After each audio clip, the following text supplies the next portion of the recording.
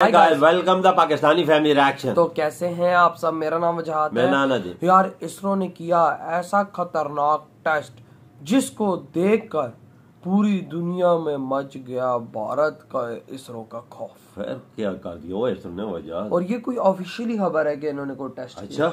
हाँ, देखते हैं वीडियो वॉच करते हैं कौन सा टेस्ट किया है। वही ना तो इसरो ने कौन सा आखिर ऐसा टेस्ट कर दिया है। वॉच करेंगे तो कौन करते हैं स्टार्ट। नासा का भी बाप निकला इसरो, बना डाला न्यू इंडिया का नया ट्रांसफार्मर। इसरो का ये डेडली एक्सपेरिमेंट बदल देगा युद्ध का पूरा तरीका। इस बार डीआरडीओ नहीं, इसरो ने मार लिया है बड़ा मैदान। जी हाँ दोस्तों, इंडियन स्पेस रिसर्च ऑर्गेनाइजेशन यानी इसरो ने बना लिया है ऐसा ताबड़तोड़ रॉकेट जिसके सामने अच्छे से अच्छे सोच वाले छोटे पड़ जाएंगे। दुश्मनों को नचाने देने वाला रॉकेट अपने फाइनल स्टेज पर है। तो आइए दोस्तों, इस वीडियो में हम देखेंगे इसरो का वो कमाल जिसकी दुनिया भर में चर्चा है। दुनिया भर के साइंटिस्ट और इंजीनियरों की टीम भी इस प्रोजेक्ट को लेकर कान खड़े किए हुए। इसरो बना रहा है एक नया रॉकेट जिसका डिजाइन फाइनल स्टेज में पहुंच चुका है। इसरो ने इसका नाम दिया है नेक्स्ट जनरेशन लॉन्च व्हीकल यानी NGLV। अब आइए जानते हैं इसकी खासियत क्या है, आखिर क्या चीज है जो इसे बाकियों से अलग करता है। तो दोस्तों, इसरो अब बनाने जा रहा है परमाणु ईंधन यानी न्यूक्लियर पावर से चलने वाले रॉकेट। और अगर अगले कुछ सालों में यह न्यूक्लियर इंजन से चलने वाला रॉकेट बन गया तो भारत ज्यादा दूरी वाले किसी भी प्लेनेट पर कम से कम समय में अपना स्पेसक्राफ्ट पहुंचा सकता है, जो दुनिया भर के स्पेस साइंटिस्ट को पीछे छोड़ देगा। ये एक हैवी लिफ्ट रॉकेट होगा जो सालों से इसरो के काम आ रहे PSLV की जगह ले लेगा। इसरो इस पर मंथन कर रहा है, इसलिए इसका डिजाइन भी बेहद खास होने वाला है। इस न्यूक्लियर रॉकेट से फायदा ये होगा कि भविष्य में चांद और मंगल ग्रह पर जाने वाले मिशन में एस्ट्रोनॉट्स को वापस आने में दिक्कत नहीं होगी, ईंधन की चिंता नहीं रहेगी। न्यूक्लियर पावर से चलने वाले रॉकेट्स और मंडल से बाहर के सभी मिशनों के लिए बेहतरीन साबित होंगे, क्योंकि ऐसे डीप स्पेस मिशन के लिए इस तरह की सुविधा जरूरी है। आप सोच रहे होंगे कि आखिर ये इतना जरूरी क्यों है? क्या हम पहले जो रॉकेट बनाते थे उससे काम नहीं चल सकता? दुनिया में विकास तेजी से हर सेक्टर में हो रहा है। सभी स्पेस स्टेशन चाहते हैं कि वो सबसे बेस्ट मटेरियल तैयार करके दें जो दुनिया की नजरों में उन्हें ग्रेट बनाए। इसलिए जरूरी है कि हर उसमें नया अपडेट किया जाए जिस पर नजर दुनिया भर के लोगों की हो। दरअसल साइंटिस्ट और इंजीनियरों ने अभी इस NGLV रॉकेट को 3 स्टेज में होने का प्लान किया है। इसमें इतनी ताकत होगी कि ये 10 टन के पेलोड को जियो स्टेशनरी ट्रांसफर ऑन ऑर्बिट तक पहुंचा सकेगा और इसकी लागत यानी खर्च में भी ये बाकी रॉकेटों से किफायती होगा। दोस्तों, जानकारी सामने आई है कि इसरो और भाभा एटॉमिक रिसर्च सेंटर मिलकर रेडियो थर्मोइलेक्ट्रिक जनरेटर बना रहे हैं। फिलहाल रॉकेट और सैटेलाइट्स में केमिकल इंजनों का इस्तेमाल होता है, लेकिन अगर आपको किसी ग्रह पर जाकर लौटना है तो ये केमिकल इंजन कमजोर साबित होंगे।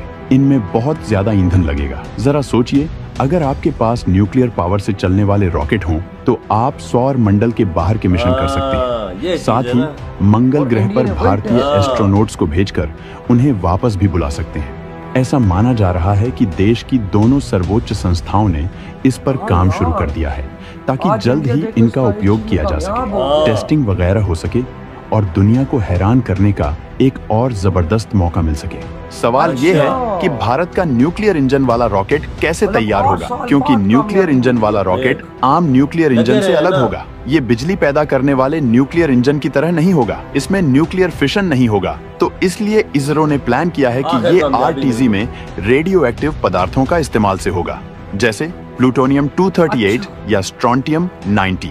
ये पदार्थ जब एक साथ होते हैं तो बहुत सारी गर्मी पैदा करते हैं। ऐसे इंजन में 2 प्रमुख हिस्से होंगे दोस्तों। पहले हिस्से में रेडियो एक्टिव पदार्थ को रेडियो आइसोटोप हीटर यूनिट में गर्म किया जाएगा। इसके बाद होगा RTG, जिसमें गर्मी को इलेक्ट्रिसिटी में बदला जाएगा। इसके बाद गर्मी को थर्मोकपल में भेजा जाएगा, यानी एक ऐसे रॉड की तरह जिसका एक हिस्सा गर्म और दूसरा हिस्सा ठंडा होगा। इस पूरे रॉड पर वोल्टेज होगा, इसी से ऊर्जा मिलेगी।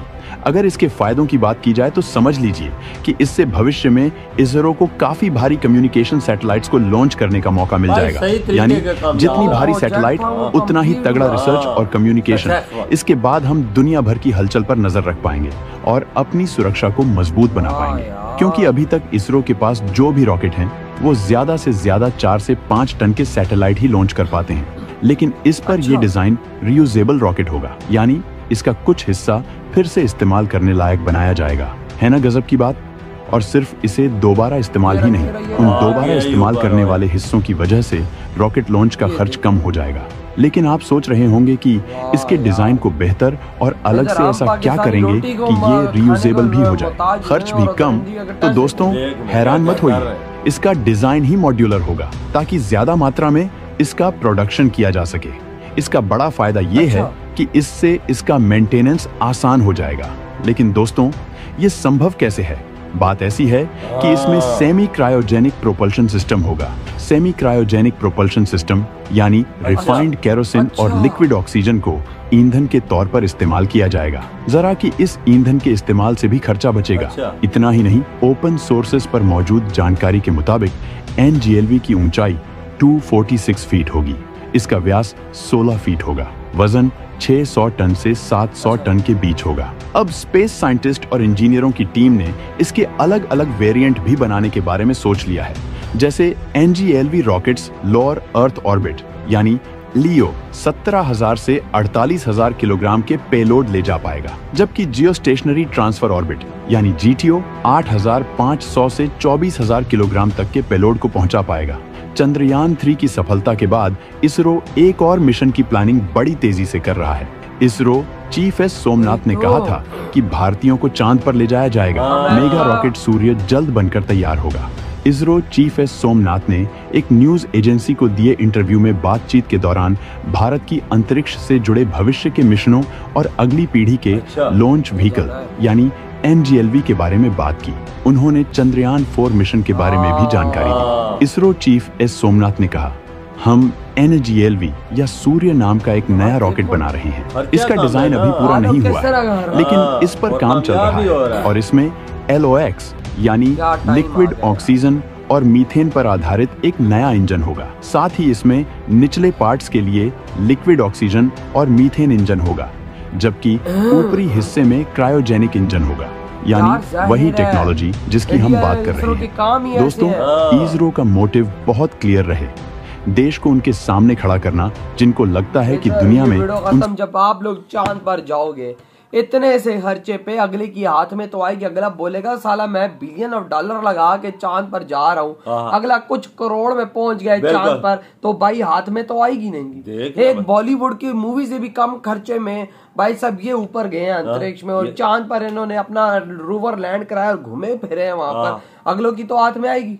ये कर कैसे रहे? देखो इंडिया ऐसे भी काफी सस्ता बना रहा है। बिल्कुल बिल्कुल बिल्कुल सस्ता बना रहा है। नासा भी सोचने पे मजबूर हो गया कि ये इंडिया कर क्या रहा है। और ऊपर से भाई साहब कोटा पर टेस्ट कर दिया, वो देखो ना, ऊपर से भाई साहब और सस्ते में अब इंडिया भेजा करेगा अपने और सैटेलाइटें और चीजों को, क्योंकि भाई साहब अब जो उन्होंने टेस्ट किया है कल कहा 22 तारीख को, वो भाई साहब एक नेक्स्ट और सक्सेसफुल रहा है यार। उससे खर्चा और कम होगा, उससे वजन और कम होगा, जिसकी वजह से फ्यूल की लागत कम आएगी, जिसकी वजह से भाई साहब फ्यूल बहुत कम यूज होगा, जिसकी वजह से भाई साहब एक नई उड़ान भारत को मिलेगी, पैसा बचेगा, वही पैसा इंडिया अपने और कामों में लगाएगा। यार मैं तो हैरान इधर रह गया कि नासा भी फॉलो करना शुरू कर इसरो को फॉलो कर, वही वो $मिलियन लगा रहा है, उसे कामयाबी तब भी नहीं मिल रही, तो वो सोच रहा है कि इंडिया कम पैसे लगा रहा है और कामयाब हो रहा है। जो भी तजर्बा करता है, जो भी ये रॉकेट छोड़ता है, वो कामयाब, कम लागत में, कम पैसों में। आज फाइनली वो भी मान गया भारतीय इसरो को, और वो भी फॉलो करने पे मजबूर हो गया इसरो को कि भाई इनको फॉलो करो। डार्क साइड पे चंद्रयान 3 इंडिया ने उतारा है सस्ते में, और डार्क साइड पे और किसी देश ने नहीं उतारा डार्क साइड पे। दुनिया के कितने अमेरिका ना, रशिया हो गया, चाइना हो गया, उसका नहीं गया, अभी रशिया ने किया, उसका नहीं गया, फेल हो गया। बिल्कुल बिल्कुल, पिछले दिनों अमेरिका ने किया था तो वो भी तबाह हो गया था, याद वो भी नहीं उतर सका डार्क साइड। ये भारत के, ये भारत है, ये सनसेट भारत के यार। ऊपर से भाई साहब जो ये नया टेस्ट इन्होंने कर दिया, उन्होंने तो और छक्के छुड़ा दिए। देखो अमेरिका ने 2023 में किया था एक टेस्ट, और वो अभी काम उस पर और भी कर रहे हैं, लेकिन इंडिया ने देखो आज झंडे गाड़ दिए, कामयाब फुल। ये कामयाबी होती है भारत का ये सिस्टम उड़ान भरने के लिए। तो यार आपके क्या थॉट है इस बारे में? भाई मैं तो कहता हूँ कसम से तरक्की हो, तो ऐसी हो कि हर भारतीय घर से बोले कि हाँ मैं हिंदुस्तानी हूँ। साला यहाँ पर हम पाकिस्तानी, हम घर से कह ही नहीं सकते हम पाकिस्तानी। अगर कोई घर से हम लोग कहीं बोले ना हाँ हम पाकिस्तानी है, अगला चपेट रखे हमें मुंह पे मारेगा क्या बोलो गधे के बच्चों तुम लोगों की औकात ही नहीं है इस दुनिया में। अमान ने काम कौन सा किया है, कौन से झंडे गाड़े हैं हमने? हम तो कुछ सीधे तान के बोले कि हमने कोई झंडे गाड़े। सही गा आपकी बात, ये तो लोग रोटी के लिए मोहताज हैं। सही गा। तो यार आपके क्या थॉट है,